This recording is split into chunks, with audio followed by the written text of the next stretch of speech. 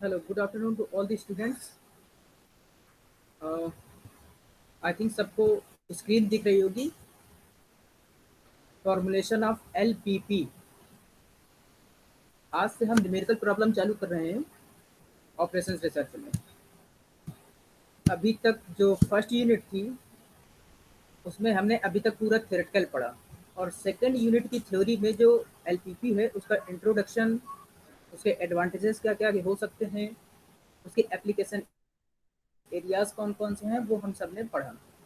अब बात करते हैं कि एलपीपी का फॉर्मूलेशन कैसे होगा।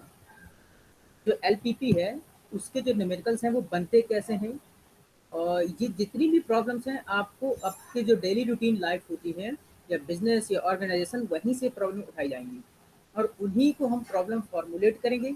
जैसे हमने बताया था कि मॉडल कंस्ट्रक्शन, वो मॉडल कैसे बनते हैं, यहाँ पर ये हम चीज़ सीखेंगे मैथमेटिकली। और फिर जो आगे की प्रोसेस होगी, कुछ मेथड होंगे जैसे सिंप्लेक्स है, ग्राफिकल है, सेंसिटिविटी है, ड्युअलिटी है, उसके जरिए हम उन मॉडल्स को सॉल्व करेंगे। तो let's start the formulation of LPP model.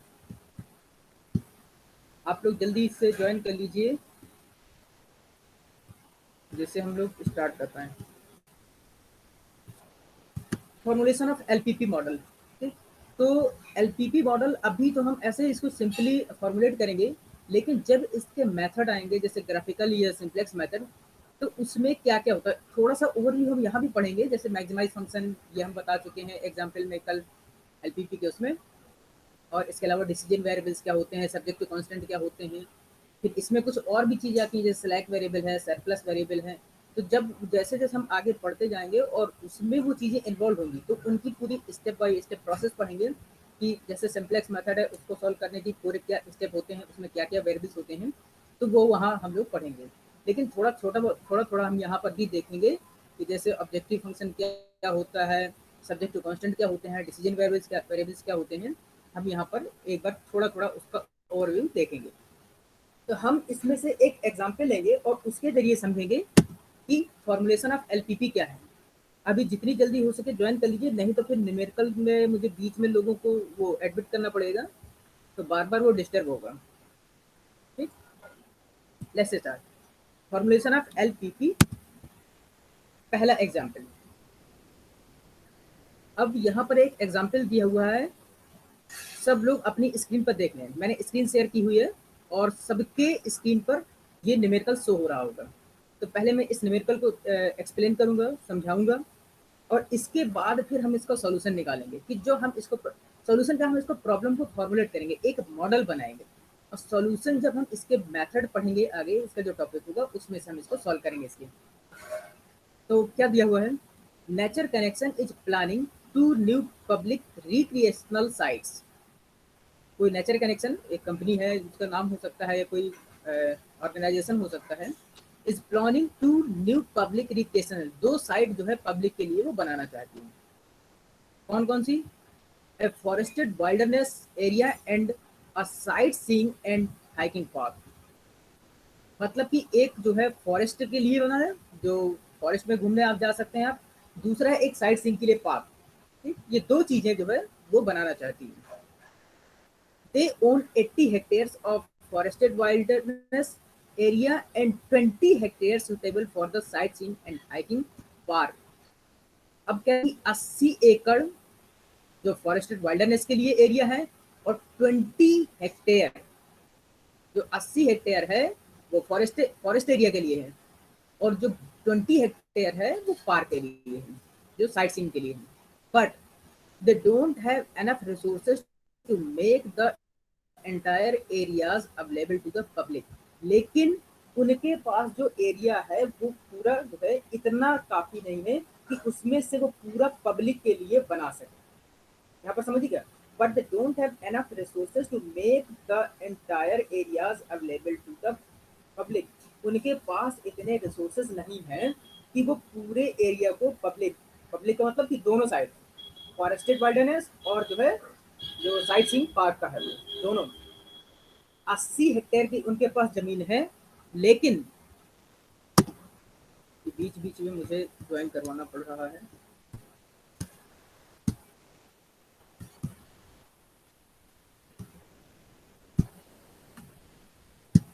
80 hectare में से वो 40 कितना,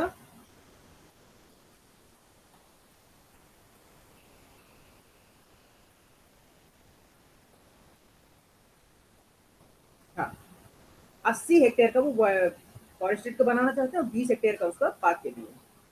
तो टोटल उनके पास 100 हेक्टेयर है। ठीक। अब प्रॉब्लम ये है कि उनके पास इतने रिसोर्सेज नहीं है कि उस पूरे को वो पब्लिक के लिए बना सकें। तो उनके पास क्या क्या है दिया हुआ है, they have a budget of $120,000 per year. उनके पास $120 पर ईयर का बजट है। ठीक। अब उसको कैसे एस्टिमेट करें देखिए, दे estimate a yearly management and maintenance cost of $1 per $1,000 per hectare।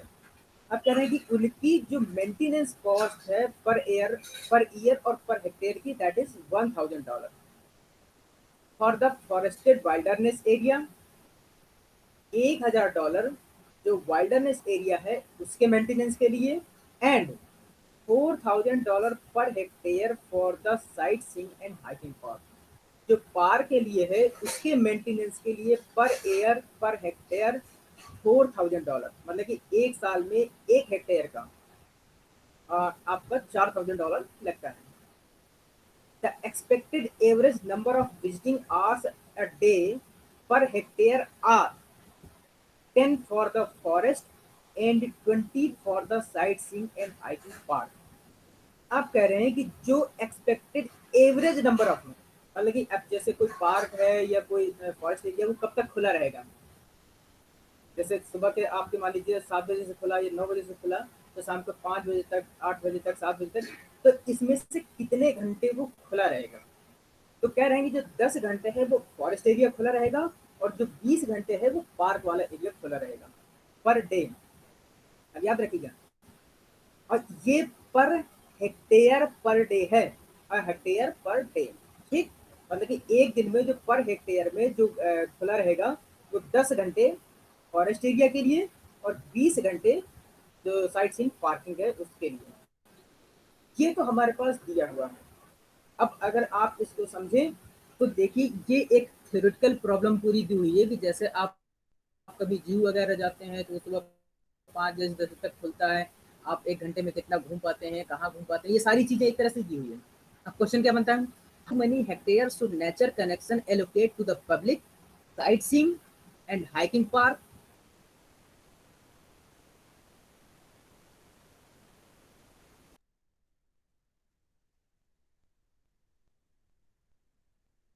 अब पूछा ये जा रहा है कि जो एरिया उनके पास अवेलेबल है उसमें से साइट्स जो उनके पास दिया बजट है उस लिमिट के अंदर कितना एरिया जो फॉरेस्ट एरिया के लिए डिसाइड किया जाए और कितना एरिया उसमें से पार्क के लिए। ठीक। How many hectares of nature connection allocate to the public sites in hiking park, मतलब कि कितना एरिया पार्क के लिए and to the public forested wilderness area, मतलब कि और कितना जो वाइल्डरनेस एरिया है उसके लिए दिया जाए। अब इसमें इन ब्रैकेट में दिया हुआ है, in average number of visiting hours a day for the total area to be open to the public for both side. Average number of visiting hours मतलब कि जो लोग वहां देखने जाएंगे, घूमने जाएंगे, वो पब्लिक दोनों साइड, पब्लिक के लिए जो दोनों साइड में अवेलेबल है वो, मतलब कि जैसे अगर 10 घंटे उसके लिए फॉरेस्ट के लिए था और 20 घंटे उसके लिए था, तो अब वहां पर हो सकता है कि वो आगे पीछे अपना कर लें कि कुछ वाइल्डरनेस एरिया में कोई लोग ज़्यादा घूमते हैं कुछ इस तरह से, लेकिन जो मैक्सिमम है वो 10 घंटे फॉरेस्ट के लिए और 20 घंटे पार्क के लिए। ठीक। तो मेरे ख्याल से सबकी समझ में ये न्यूमेरिकल आ गया होगा। अब हमें इसको करना है सॉल्व। तो सॉल्व करने का मतलब यहाँ पर ये है कि ये हमारी एक प्रॉब्लम है। जब हम एक मॉडल बना रहे थे तो हमने बताया था कि मॉडल में सबसे पहले प्रॉब्लम को फॉर्मुलेट करना पड़ता है। तो ये हमारे पास एक प्रॉब्लम बन गई है, ये हमारे पास एक इशू है। ये एक ऑर्गेनाइजेशन है नेचर कनेक्शन, जिसके पास ये प्रॉब्लम है कि उसके पास जो जमीन है वो उसको साइट सीइंग के लिए बनाना चाहती है, जिसमें से दो तरह के साइट सीन होंगे, एक फॉरेस्टेड होगा और एक जो है पार्क होगा। ठीक। जो उसके पास 80 हेक्टेयर है वो उसमें फॉरेस्ट बनाना चाहती है, और जो 20 हेक्टेयर है वो पार्क के लिए है, मतलब कि सुटेबल है इसमें से। लेकिन उनके पास इतने रिसोर्सेज नहीं है कि पूरा इकट्ठे को बना पाए। जो उनके पास पर अनम का बजट है दोनों के लिए, वो $120,000 का है। ठीक। और उसमें जो मैनेजमेंट कॉस्ट वो निकालते हैं मेंटेनेंस की, वो पर हेक्टेयर पर ईयर $1,000 उसके फॉरेस्टेड के लिए है, और $4,000 आपके पार्क के लिए है। ठीक। और जो विजिटिंग आवर्स रखे गए हैं तो वो 10 आवर्स, मतलब कि 10 घंटे फॉरेस्टेड एरिया के लिए और 20 घंटे पार्क के लिए।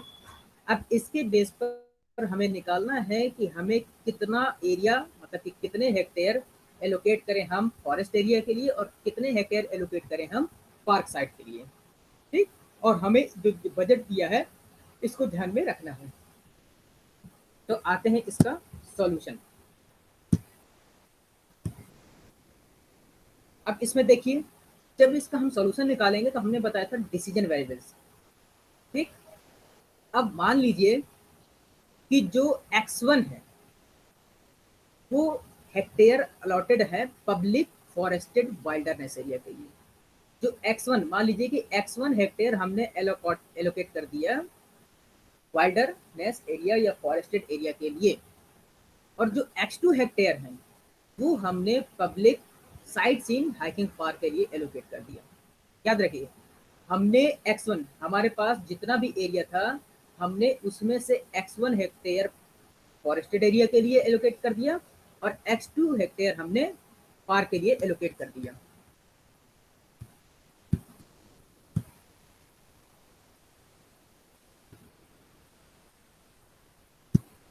ना, अब कह रहे हैं कि हमें अपना ऑब्जेक्टिव, अब यहाँ पर हमें क्या है कि प्रॉफिट निकालना है। मैंने कल बताया था कि जब हमें न्यूमेरिकल दिया होगा तो हमें ये देखना पड़ेगा कि वो प्रॉब्लम मैक्सिमाइजेशन की है या मिनिमाइजेशन की, और वो जो है आपको डिसाइड करना पड़ेगा। तो जैसे यहाँ पर जब हम साइट सीइंग, मतलब कि जब टिकट वगैरह लगाएंगे, जब विजिटिंग आवर्स लगाएंगे, जब हम मेंटेनेंस वगैरह सब उसमें खर्च कर रहे हैं, कितना एरिया लगाना है, तो सीधी सी बात है कि हम अपना उसमें से प्रॉफिट अर्न करना चाहते हैं। हम प्रॉफिट अर्न करने के लिए ये दोनों चीजें बनवा रहे हैं। क्या क्या? एक फॉरेस्ट एरिया और एक पार्क। हमें प्रॉफिट अर्न करना है। अब प्रॉफिट अर्न करने में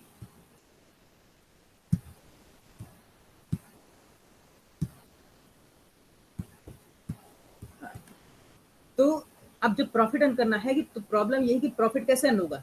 जो हमने विजिटिंग आवर्स रखे हैं उसमें कितने लोग आते हैं, कि पर हेक्टेयर के हिसाब से हमने उसमें किया है। और जब पर हेक्टेयर वो लोग घूमते हैं, और उसमें जब घूमेंगे टिकट वगैरह जो भी लगाया जाएगा, तो उसके हिसाब से मान लीजिए कि 10 घंटे आपके उसके फॉरेस्ट एरिया के लिए हैं, और 20 घंटे आपके पार्क के लिए हैं। तो अब इन 10 घंटों में जितने ज्यादा से ज्यादा लोग आएंगे, या जितने ज्यादा से ज्यादा लोग उसमें विजिट करेंगे, वो उसका बेनिफिट होगा। ऐसे ही जो पार्क है उसमें से 20 घंटे में जितने ज्यादा से ज्यादा लोग आ पाएंगे, वो उसका प्रॉफिट होगा। तो यहाँ पर देखिए, x1 हमारा हेक्टेयर एलोकेटेड था फॉरेस्टेड एरिया के लिए, और x2 एलोकेटेड था हमारा पार्क के लिए। तो मान लीजिए कि x1 हेक्टेयर में 10 घंटे का प्रॉफिट हम ऐड कर लें, और जो हमारा पार्क है उसमें 20 घंटे का प्रॉफिट ऐड कर लें।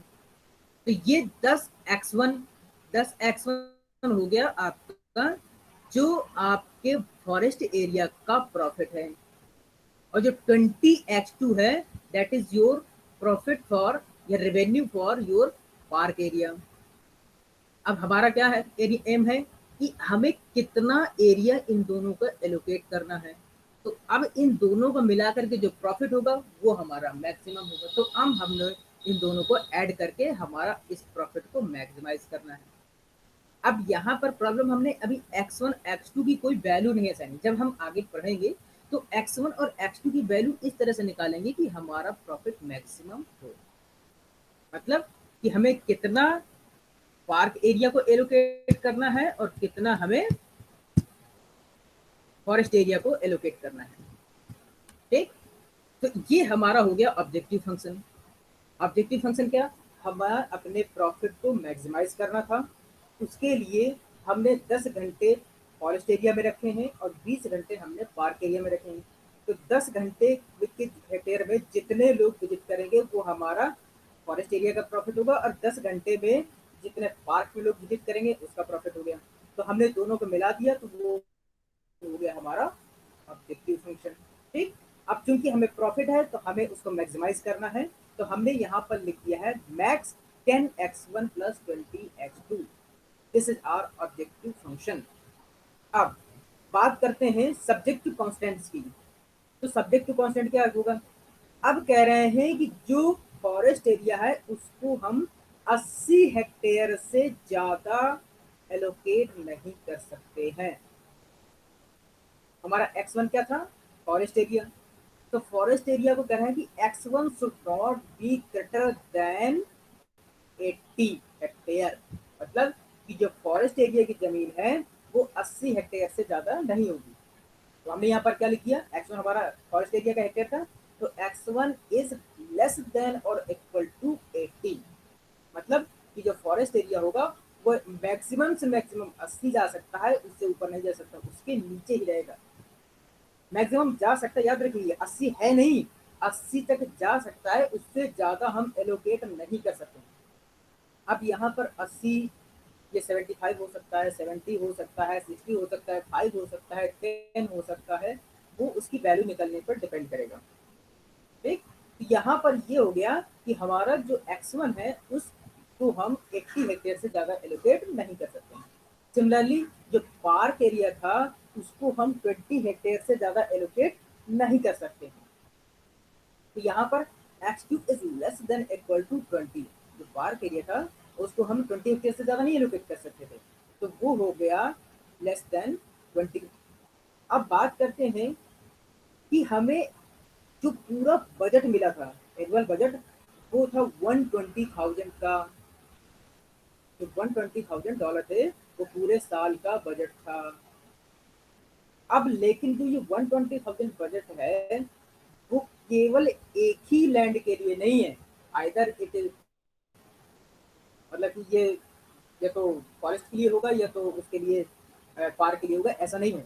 ये दोनों के बजट को मिला करके था, मतलब कि जो 120,000 का बजट था वो हमारा फॉरेस्ट एरिया के लिए भी था और हमारा पार्क एरिया के लिए था। तो अब प्रॉब्लम ये है कि पर हेक्टेयर में कॉस्ट किसकी कितनी मेंटेनेंस में लग रही है। जो 120,000 बजट था ये दोनों के लिए था, लेकिन जो पर हेक्टेयर कॉस्ट लग रही है मेंटेनेंस की, देखिएगा जो फॉरेस्ट एरिया में है वो लग रही थी $1,000। यहाँ पर देखिएगा नीचे से चौथी लाइन, ठीक, क्या लिखा है, they estimated yearly management and maintenance cost of $1,000 per hectare for forested wilderness area and $4,000 per hectare for sight seeing and hiking park. तो वही चीज यहाँ पर देखिए, यहाँ पर लिखा है x1, मतलब कि 1x1। ये हम पीछे परसों भी एग्जाम्पल में बताए थे, कल भी बताए थे और आज भी बता रहे हैं। 1000 थे तो हमने यहाँ पर 1x1 कर दिया, और $4,000 है आपके पार्क के मेंटेनेंस के लिए। तो मतलब कि ये x2 हेक्टेयर है, तो जितना भी लगेगा उसमें हम 4 का मल्टीप्लाई कर दें, अब यहाँ पर जितने हेक्टेयर थे तो वो उसकी कॉस्ट हो गई। मतलब कि एक हेक्टेयर में $1,000 फॉरेस्ट एरिया में लगनी चाहिए, $1,000, तो एक में जो है हम उसमें का गुणा कर दे जितना हमें लग रहा है, तो एक हेक्टेयर गुणे एक $21,000 है, तो दैट इज x1।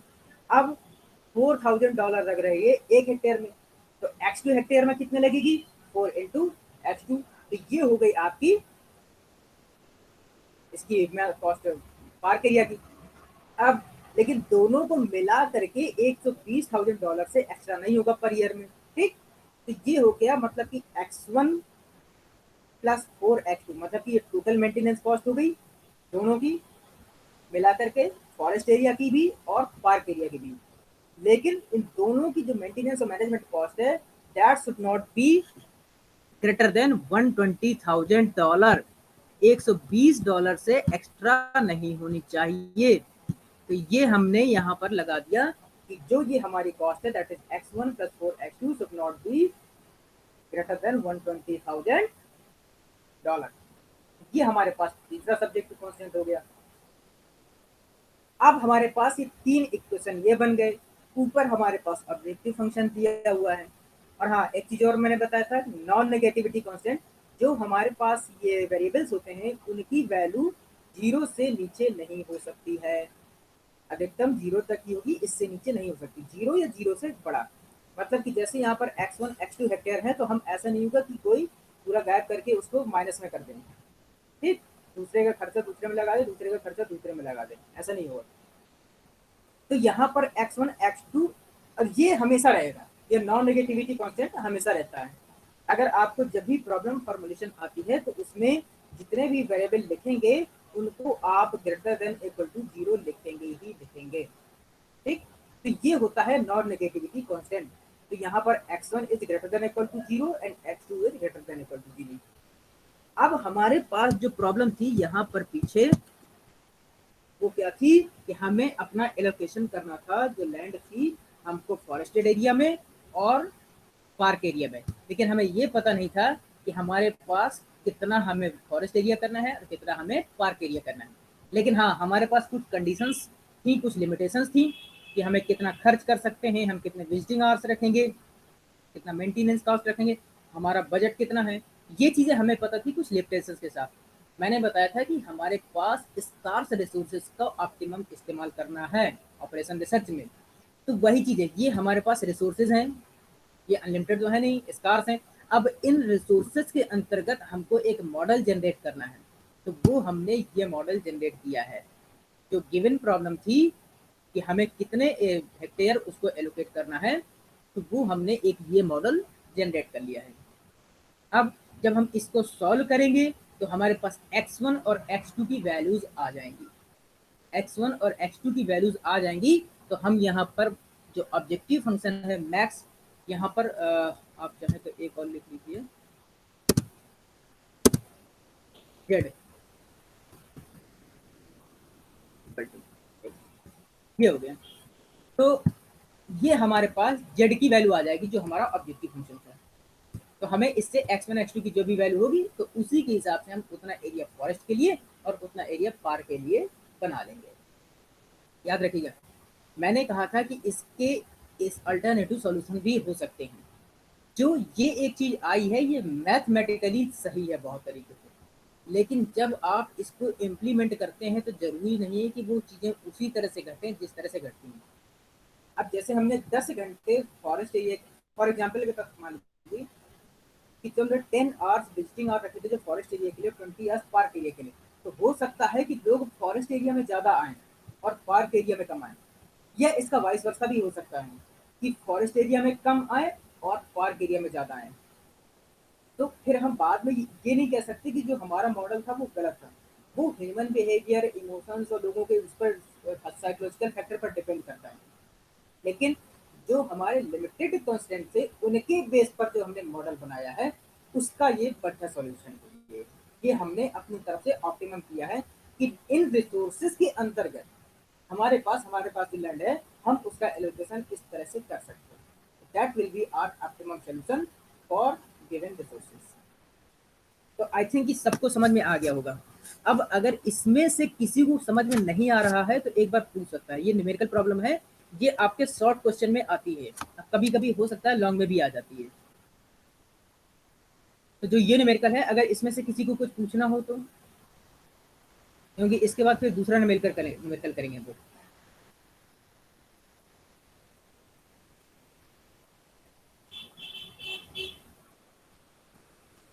अगर इस न्यूमेरिकल में किसी को कोई क्वेरी हो पूछ सकता है, आइदर बाय चैट और वॉइस।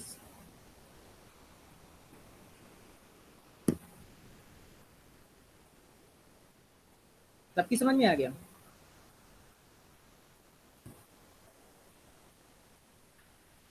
चलिए ठीक है, अगर सबकी समझ में आ गया तो फिर कोई बात नहीं। हेलो हाँ बताइए।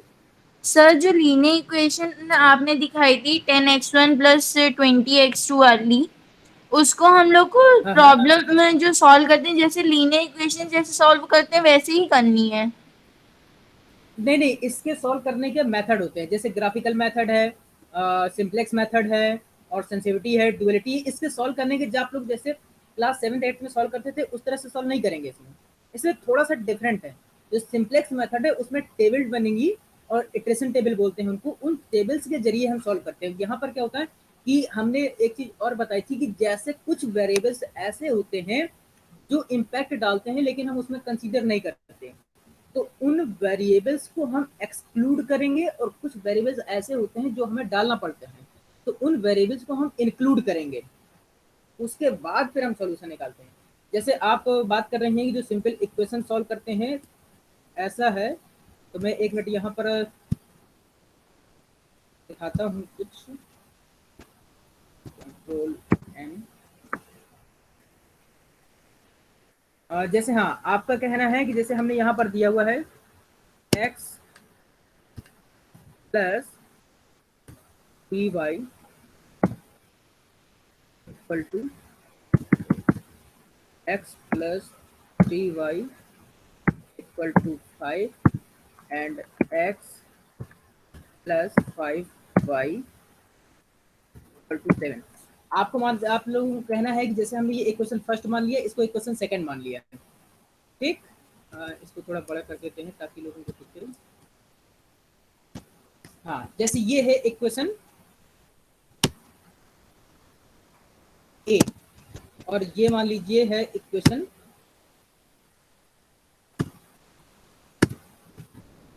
बी। तो आप लोगों को कहना है कि जैसे हम इनको इक्वेशन को ये ऐड करके या सम करके इस तरह से सॉल्व कर लें, यही कहना है ना श्रेया? Yes sir. हाँ, लेकिन यहाँ पर ये ऐसे नहीं सॉल्व होंगे, ये यहाँ पर इनका मेथड सॉल्व करने का थोड़ा अलग है। जैसे हमारे पास ये इक्वेशन दी हुई है, जो ये ऊपर जेड वाली दी हुई है ना इक्वेशन, हमें इसको सॉल्व नहीं करना है, इसमें से x1 और x2 की वैल्यू निकाल करके रखना है, और जो नीचे ये दी हुई है ना इक्वेशन, इन इक्वेशंस के जरिए हम x1 और x2 की वैल्यू निकालेंगे।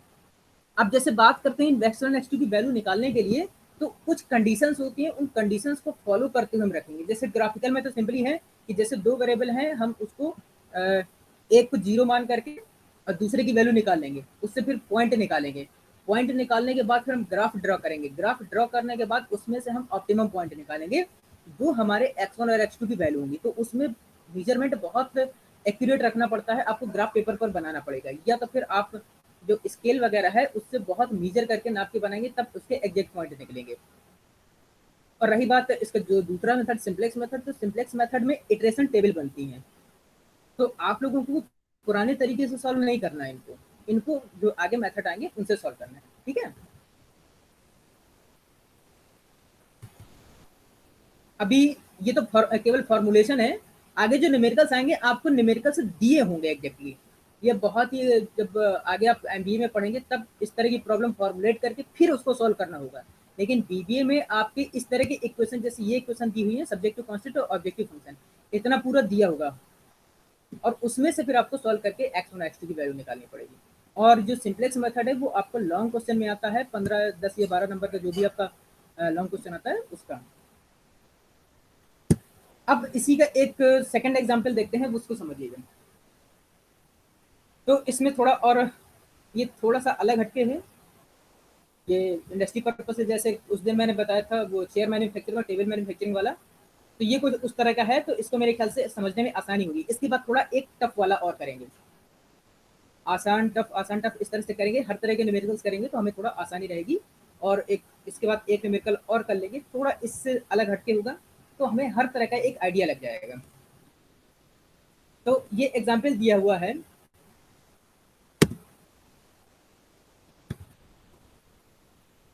candy manufacturer has 130 pounds of chocolate covered cherries and 170 pounds of chocolate covered mints in stock.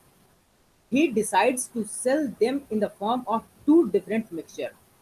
One mixture will contain half cherries and half mints by weight and will sell for $2 per pound. The other mixture will contain one-third cherries and two-thirds mints by weight and will sell for 1.25 per pound. How many pounds of each mixture should be candy manufacturer prepare in order to maximize his sales revenue. कह रहा है कि एक candy बनाने वाला कोई company है। अब सीधी सी बात है, कोई एक टॉफी जैसे बनाते हैं ना, तो टॉफी कैसे बनती है, उसका लोग प्रॉफिट कैसे निकालते हैं। अब ये उसका एक एग्जाम्पल दिया है कि ऑर्गेनाइजेशन में जैसे पार्ले वाली कोई टॉफी या कैंडी आती है, या ब्रिटानिया वाली कोई टॉफी या कैंडी आती है, तो उसके जो मैन्युफैक्चरर होते हैं वो किस तरह से बनाते हैं और उसका प्रॉफिट कैसे निकाला जाता है। देखिएगा, आपके घर में भी यही हो सकता है कि जैसे आप लोग वो अगर कोई चीज़ बना रहे हैं तो उसमें कितना क्या मिक्सचर डालना है, कितना पे बेचना है, कितना आपको प्रॉफिट निकालना है। तो एक कैंडी मैन्युफैक्चरर है, उसके पास 130 पाउंड चॉकलेट कवर्ड चेरीज हैं। मतलब कि चॉकलेट से कवर्ड चेरीज हैं जो उसमें बनाने में इस्तेमाल होंगी। 170 pound of chocolate covered mints in stock. ठीक, 170 pound, 130 pound chocolate covered cherries हैं और 170 पाउंड आपकी चॉकलेट कवर्ड मिंट्स हैं। ये दोनों से मिला करके बनना है। He decides to sell them in the form of two different mixture। अब वो उन दोनों को मिला करके, दो अलग अलग मिक्सचर मिला करके जो है बेचने के लिए सोच रहा है। वन मिक्सचर विल कंटेन, जो पहला मिक्सचर है वो क्या कर रखेगा और उसको किस हिसाब से बेचा जाएगा, उसमें half cherry and half mint, मतलब कि आधा चेरी और आधा मिंट रहेगा जो पहला मिक्सचर होगा, और उसको $2 पर पाउंड के हिसाब से बेचा जाएगा। जितना भी मिक्सचर वो बनेगा उसको $2 पर पाउंड के हिसाब से बेचा जाएगा, लेकिन जो मिक्सचर जितना भी बनेगा उसमें आधा चेरी होगा और आधा मिंट होगा। ये पहला मिक्सचर हो गया। The other mixture will contain 1/3 cherry, जो दूसरा मिक्सचर है उसमें 1/3 भाग चेरी होगा एंड 2/3 मिंट्स बाई वेट, और 2/3 भाग मिंट होगा। एक मिक्सचर में आधा आधा होगा। ठीक, एक मिक्सचर में आधा चेरी और आधा मिंट, दूसरे मिक्सचर में 1/3 भाग चेरी और 2/3 भाग मिंट रहेगा, और उसको जो बेचा जाएगा वो $1.25 पर पाउंड के हिसाब से बेचा जाएगा। ठीक, how many pounds of each mixture should the candy manufacturer prepare in order to maximize his sales revenue. अब कह रहा है कि उसको कितना दोनों का मिक्सचर, मतलब कि पहला मिक्सचर और दूसरा मिक्सचर कितना कितना तैयार करना चाहिए जिससे वो अपने सेल्स रेवेन्यू को मैक्सिमाइज कर सके। देखिए पहला, फॉर सिंपलिसिटी, इसका सॉल्यूशन है आपकी स्क्रीन पर आ रहा है, देखिएगा। For simplicity let us call the mixture of half cherries and half mints. हम पहले मिक्सचर को मान लेते हैं ए, जिसमें कि हाफ चेरी और हाफ मिक्सचर है। दूसरा मिक्सचर मान लेते हैं बी, जिसमें 1/3 चेरी है और 2/3 मिंट है। ठीक, अब मान लेते हैं कि जो पाउंड ए, जो मिक्सचर ए है वो एक्स पाउंड है। जो मिक्सचर ए है उसको हमने बनाया एक्स पाउंड का, और जो हमने बी है वो मान लिए बना लिया वाई पाउंड। ठीक, हमने दो मिक्सचर बनाए ए और बी। ए में है half cherry half mint, B में है 1/3 चेरी और 2/3 mint. Mixture A mixture B, अब हमें बताना है कि मिक्सचर ए कितना बनना है, मिक्सचर बी कितना बनना है, इसके लिए हम एक मॉडल बना रहे हैं। तो मान लीजिए कि हमने एक्स पाउंड ए का बनाया और वाई पाउंड हमने बी का बनाया। अब हमें क्या करना है, रेवेन्यू निकालना है। तो रेवेन्यू होगा मैक्सिमाइज। अब जो भी हमारे पास बनेगा उसको हमें, जो पहला मिक्सचर है ए, उसको हमें $2 पर पाउंड के हिसाब से बेचना है। जो मिक्सचर ए है हमने $2 पर पाउंड के हिसाब से बेचना है, और जो मिक्सचर बी है उसको हमें $1.25 के हिसाब से बेचना है। तो इसमें हमने बनाया है एक्स पाउंड ए का और वाई पाउंड बी का। तो चूंकि $1 का है, एक पाउंड का है $2, तो एक्स पाउंड का कितना होगा 2 इंटू एक्स, 2x हो गया। इसी तरह से जब एक पाउंड का है 1.25, तो वाई पाउंड का कितना होगा 1.25, 1.25 इंटू वाई कर दो तो दोनों का आ गया। अब दोनों को मिला करके जितना होगा वो हमारा रेवेन्यू होगा, तो वो उसको हमें मैक्सिमाइज करना है। तो हम यहाँ पर जो दिया हुआ है जेड, जेड हमारा ऑब्जेक्टिव फंक्शन है, दैट इज मैक्सिमाइजेशन का। मैक्सिमाइजेशन का हमारा ऑब्जेक्टिव फंक्शन है 2x प्लस 1.25y, जिसको हमें मैक्सिमाइज करना है। अब प्रॉब्लम ये है कि हमें x और y की वैल्यूज निकालनी है। Now since each pound of A contains 1/2 pound of cherries and each pound of B contains the third pound of 1/3 of cherries, तो कह रहा है कि जो पहला क्वेश्चन है उसमें से जो है पहले मिक्सर में आधा चेरी पड़ना है और आधा वो पड़ना है मिंट, और दूसरा जो है उसमें आधा 1/3 चेरी पड़ना है और 2/3 मिंट पड़ना है। तो जो पहला मिक्सचर है उसमें देखिएगा, जो पहले मिक्सचर में जो चेरी चेरी वाले हैं उसमें से 1/2 था, 1/2 इंटू एक्स, एक्स पाउंड है, आधा उसमें पड़ना है क्या चेरी, और 1/3 पड़ना है उसमें आपका मिंट। तो ये आपका हो गया पहला सब्जेक्ट टू कांस्टेंट। ठीक, अब दूसरा मिक्सर क्या कर रहा है, दूसरे मिक्सर में भी आधा उसमें मिंट पड़ना है और वो आधा चेरी पड़ना है और 2/3 मिंट पड़ना है। तो अब y के हिसाब से दूसरा मिक्सर देख लीजिए, 1/2 ये आपका पड़ गया चेरी और 2/3 पड़ गया आपका मिंट।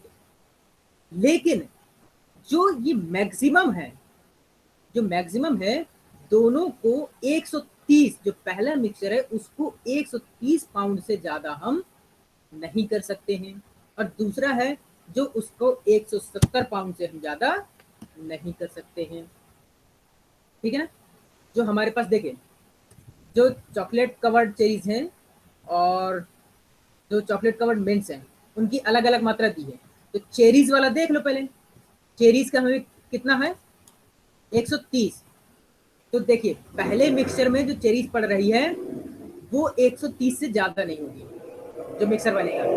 ठीक, तो 130 से ज्यादा नहीं होगा तो इसका मतलब लेस देन इक्वल टू का सिंबल लगेगा।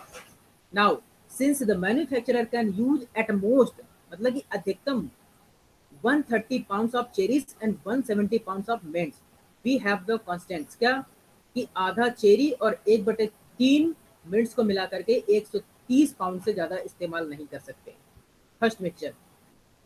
दूसरा आधा चेरी और 2/3 पार्ट मिंट से को मिला करके 170 से ज्यादा इस्तेमाल नहीं कर सकते।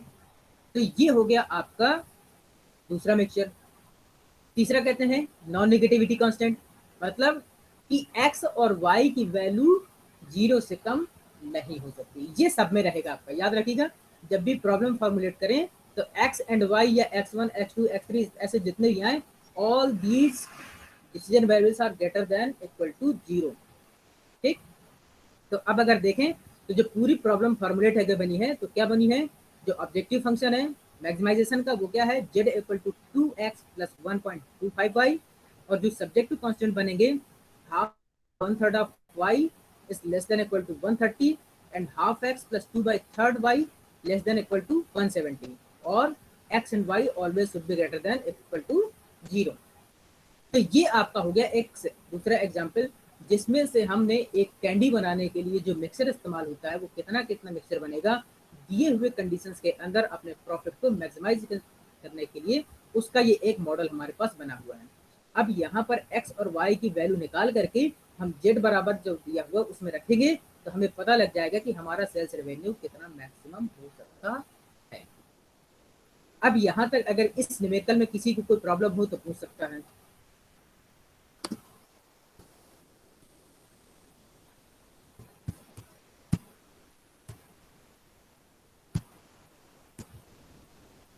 एनी क्वेरी किसी की इस न्यूमेरिकल्स में? No sir. ओके, तो आई थिंक कि मेरे ख्याल से सबकी समझ में आ गया है। तो हम एक न्यूमेरिकल और करते हैं, इसके बाद फिर आज की क्लास को वाइंड अप करेंगे, और हम गूगल क्लासरूम में एक न्यूमेरिकल देंगे एज ए असाइनमेंट, आप लोगों को वो सॉल्व करना होगा और कुछ क्वेश्चंस आपकी पहली यूनिट से रहेंगे। सर जैसे ही फॉर्मुलेशन करके बताया आपने बस वैसे ही उतना तक करना है कि आगे भी सॉल्व करना होगा? नहीं, ये प्रॉब्लम फॉर्मुलेशन में केवल आपको इतना ही करना है। अब इनको सॉल्व करने के लिए जो मेथड होते हैं वो हम आगे बताएंगे अभी। ये आपका जो आता है वो शॉर्ट क्वेश्चन में आता है, जैसे आपके 4 नंबर के जो क्वेश्चन आते हैं वो उसमें आएगा। तो आपको केवल इतना ही, जैसे आपको कहा जाए कि ये आपकी एक प्रॉब्लम दी हुई है, इसकी प्रॉब्लम को फॉर्मुलेट कीजिए, इसका सिंपलेक्स मेथड से अगर सॉल्व करने के लिए कहेगा तो पूरा सॉल्व करना पड़ेगा, लेकिन अगर केवल प्रॉब्लम फॉर्मुलेट के लिए शॉर्ट क्वेश्चन में आता है तो केवल आपको सॉल्व करना पड़ेगा, और अगर लॉन्ग में आता है तो पूरा फॉर्मुलेट भी करना पड़ेगा और सॉल्व भी करना पड़ेगा। Okay,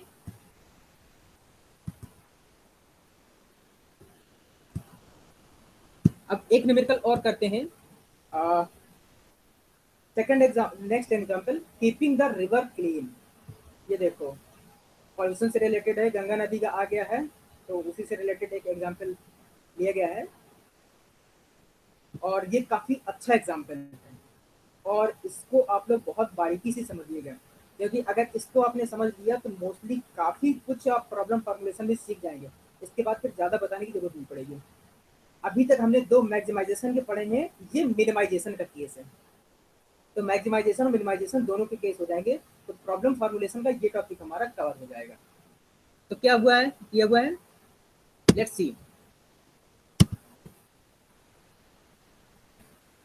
pulp mill in mine makes mechanical and chemical pulp. कोई एक पल्प बनाने वाली कंपनी है जो मैकेनिकल और केमिकल पल्प बनाती है। Polluting the river in which it spills it's spent water. अब क्या है कि जो उससे प्रदूषित पानी निकलता है वो उस नदी में जाता है, जिससे नदी को प्रदूषित कर रहा है। This has created several problems leading to a change in management. इसकी वजह से तमाम तरह की प्रॉब्लम हो रही है, जिससे मैनेजमेंट को इसमें चेंज करने की जरूरत है। The previous owners felt that it would be too expensive to reduce pollution. जो इसका पहले का मालिक था तो वो सोचता है कि इस पॉल्यूशन को कम करने में बहुत ज्यादा खर्चा लगेगा। So they decided to sell the pulp mill. इसलिए उन्होंने उस पल्प मिल को बेचने का निश्चय किया। The mill has been bought back by the employees and local business. जो मिल है उस मिल के एम्प्लॉय और जो लोकल बिजनेस है उनके द्वारा खरीद ली जाती है। Who now own the mill as a cooperative, जो अब उस मिल को एज ए कोऑपरेटिव मतलब सहकारी संस्था के रूप में चलाएंगे। The new owners have several objectives, जो उसके नए मालिक हैं उनके ऑब्जेक्टिव क्या क्या हैं। To keep at least 300 people employed at the mill. उस मिल में कम से कम, याद रखिएगा एटलीस्ट लिखा है, जब यहाँ पर एटलीस्ट एटमोस्ट हो तो ये less than greater than symbol होते हैं, इसका इसमें बहुत वो होता है, तो इस चीज को ध्यान रखिएगा। To keep at least 300 people employed at the mill. कम से कम 300 एम्प्लॉय उसमें रहेगा। 300 वर्कर्स अ डे है, मतलब कि एक दिन में 300 वर्कर तो उस मिल में काम करेगा ही करेगा। To generate at least 40,000 revenue a day. उससे कम से कम $40,000 का रेवेन्यू पर डे निकालना है। Now they estimate that this will be enough to pay operating expenses and yield a return that will keep the mill competitive in the long run.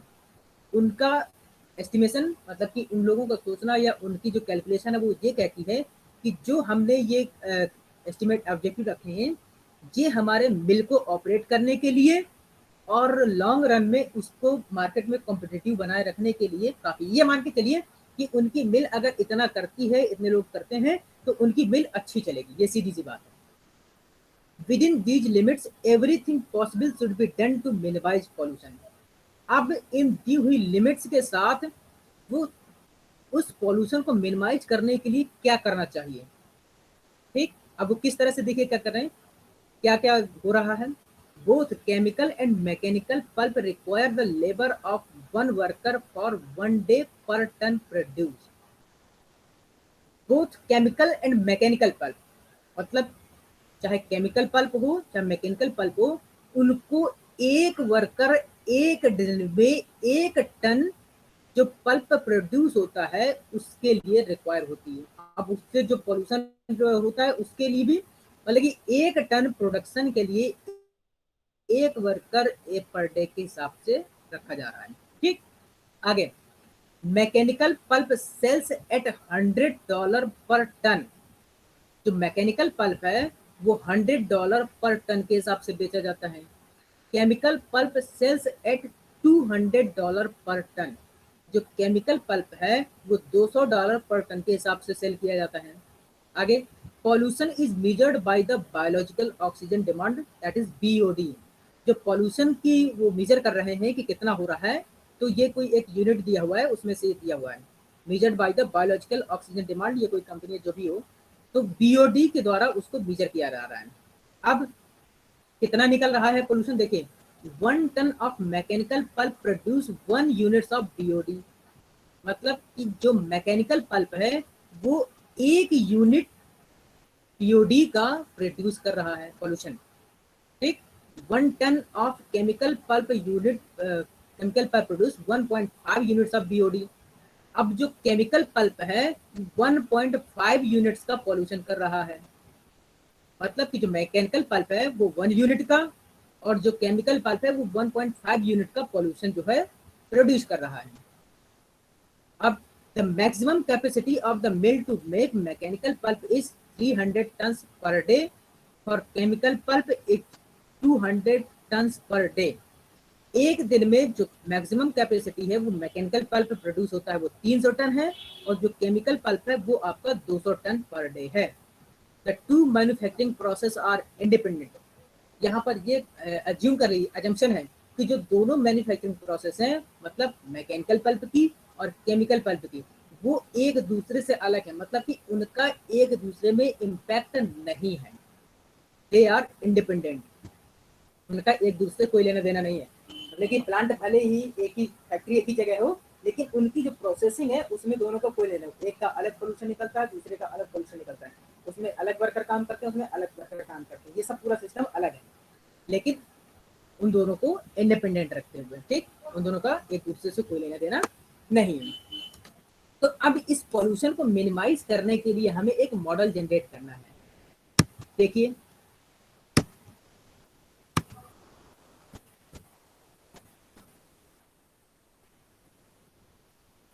pollution, employment and revenues results from the production of both types of pulp. So natural choice for the variables. अब decision variable को मान लीजिए कि जो x1 amount of mechanical pulp produce जो है unit produce हो रही है प्रोडक्शन की, वो मान लेते हैं कि x1 यूनिट है वो मैकेनिकल की हो गई, और जो x2 यूनिट है वो केमिकल की हो गई। अब चूंकि हमें x1 और x2 को मिनिमाइज करना है, ये क्या है, यूनिट है पॉल्यूशन की। जो बीओडी है वो प्रोडक्शन पॉल्यूशन की यूनिट है। तो x1 कितना प्रोड्यूस कर रहा है, 1 यूनिट पर डे पर टन बीओडी। देखिए नीचे लिखा बीओडी पर टन, टन पर डे। तो 1x1 ये हो गया मैकेनिकल का। जो केमिकल का था तो वो कितना प्रोड्यूस कर रहा था, 1.5 बीओडी पर टन पर डे।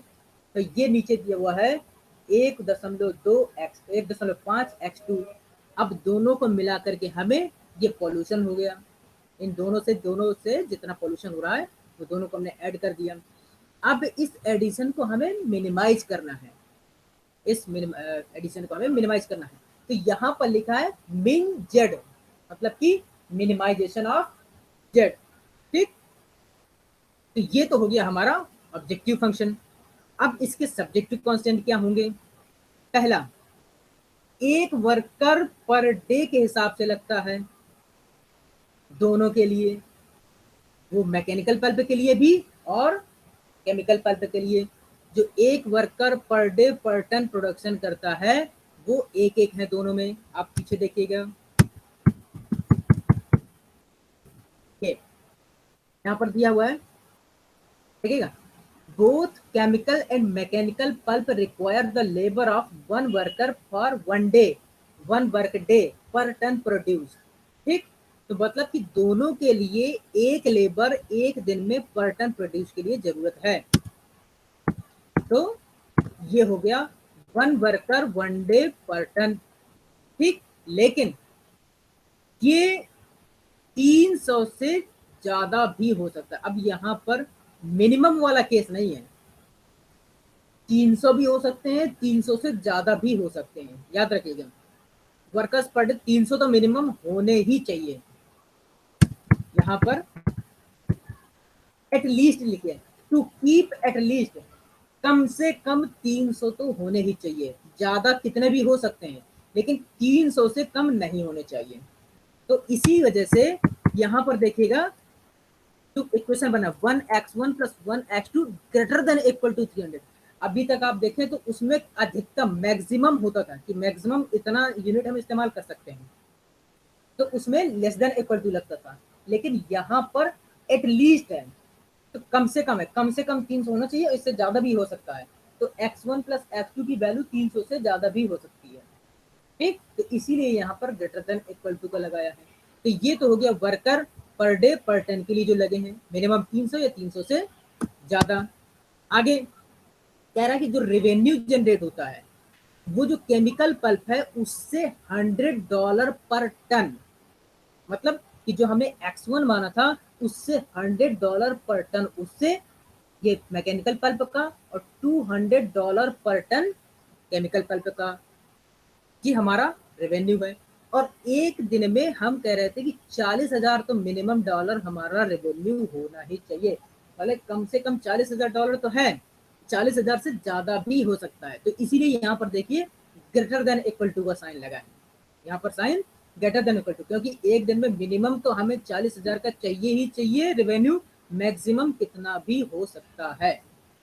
तो यहाँ पर ग्रेटर देन इक्वल टू का साइन लगेगा। अब कह रहा जो मैकेनिकल पल्प है वो पर डे पर टन कितना प्रोड्यूस कर रहा है, 300 वर्कर्स पर डे, और x2 कितना है 200। ये क्या, ये तो मैक्सिमम कैपेसिटी है मैकेनिकल पल्प की, वो कितनी है 300 पर टन पर डे। ये देखिए, तो आपका x1 दिया है, ये है मैकेनिकल पल्प, इसकी मैक्सिमम कैपेसिटी है 300 पर डे। अब यहाँ पर हम बात कर रहे हैं मैक्सिमम। अभी देखिए पीछे हम कह रहे थे कम से कम, मतलब कि मिनिमम 300 वर्कर होना चाहिए, मिनिमम 40,000 का रेवेन्यू होना चाहिए। अब यहाँ पर क्या करें, मैक्सिमम कैपेसिटी जो है वो मैकेनिकल पल्प की 300 टन पर डे है। जो मैकेनिकल पल्प है उसका प्रोडक्शन 300 से ज्यादा नहीं हो सकता है। तो यहाँ पर लिखा है लेस देन इक्वल टू 300, मतलब कि 300 या उससे कम, उससे ज्यादा हम प्रोड्यूस नहीं कर सकते हैं। ऐसे ही जो केमिकल पल्प है वो 200 टन पर डे है, 200 ton per day chemical pulp होगा। यहाँ पर ये लिखा है, ये केमिकल पल्प होगा जो 200 टन पर डे से ज्यादा हम प्रोड्यूस नहीं कर सकते हैं। तो इसके लिए ये पूरा एक मॉडल बने। बाकी इसमें non negativity constant x1 is greater than 0 and x2 is also greater than equal to 0, ये नॉन नेगेटिविटी कांस्टेंट हो गया। तो ये आपका पूरा जो एक दिया हुआ था कि हमारे जो नदी में पोल्यूशन जा रहा है उस कंपनी से, उसको मिनिमाइज करने के लिए गिवन कंडीशंस के अंदर हम क्या मॉडल बना सकते हैं। तो ये एक मॉडल है उस कंपनी के लिए कि उस पोल्यूशन को हम कैसे मिनिमाइज कर सकते हैं। तो ये एक पूरा मॉडल बन गया है लीनियर प्रोग्रामिंग का, ठीक। तो इसके बेस पर अगर कोई भी हम कंपनी चलती है तो उसमें जैसे जैसे संसाधन या रिसोर्सेज अवेलेबल होते हैं उनका इस्तेमाल करके और इन टेक्निक्स का इस्तेमाल करके वो अपने उसको ऑब्जेक्टिव को अचीव कर सकता है।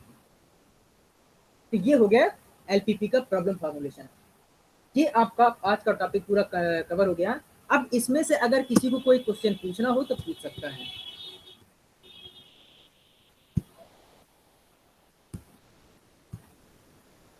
किसी की कोई क्वेरी?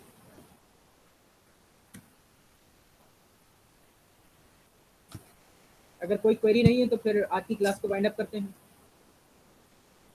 टाइम ओवर हो गया, ठीक। कोई क्वेरी नहीं, ठीक है, ओके। तो फिर आज की क्लास को हम यहीं वाइंड अप करते हैं और आपके गूगल क्लासरूम पर असाइनमेंट आपका पहुंच जाएगा, आप लोग वहां से उसको देख लीजिएगा और उसको सॉल्व करके फिर हमें उसी गूगल क्लासरूम में ही सेंड कर दीजिएगा। Okay, thank you class for today's your cooperation. Thank you class.